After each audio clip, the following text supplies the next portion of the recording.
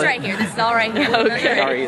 And we just go have Which one are you with? I'm sorry. Also with WSIC, Real Okay. News Radio. the real news. We met you down at the park. a while Right, back. sure. Okay, I've had fair. Right here. We just got three Right there.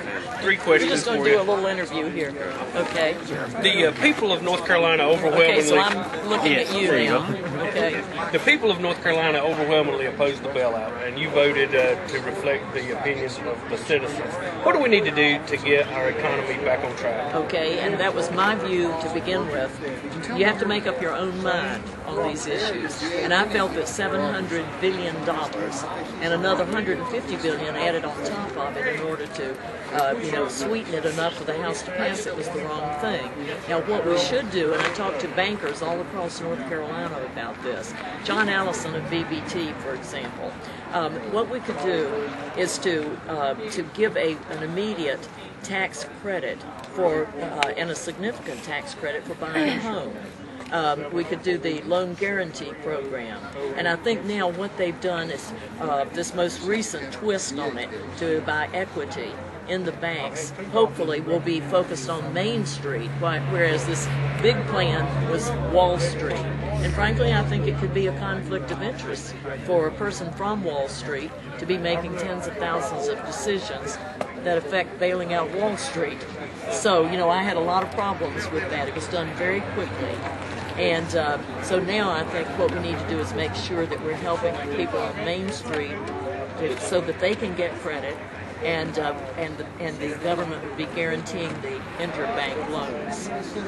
One other question I wanted to ask you that probably I've had more people talking about, and that is Kay Hagan taking money from the Godless Americans PAC. Could I get you to comment on that? Well, I was shocked by it because she traveled to Boston.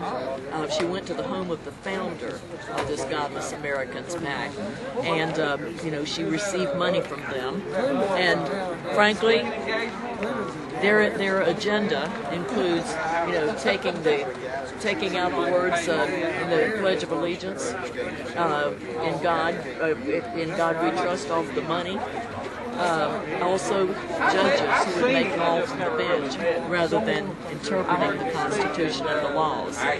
So, I think their agenda is reprehensible, frankly, and I certainly wouldn't take money from them.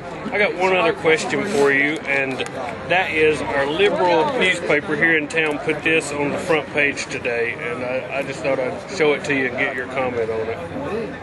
So you're talking about this? Yes. Well, I don't think this is a matter of race. I really don't. I agree, It's not and a our matter newspaper of race. is making it a matter of race, Yeah. apparently, and I think that's reprehensible. No, I think what concerns me is the fact that I don't know what he did in the state legislature. I couldn't point to a single thing. He's been in the Senate just a very short time, and most of that time he's been running for president. We need experience in that job, and we need John McCain, because what's the first responsibility of the President of the United States? As Commander-in-Chief is to protect our freedoms and our security.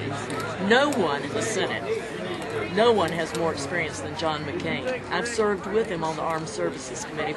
He's been there 26 years, and I've served on the committee my 6 years.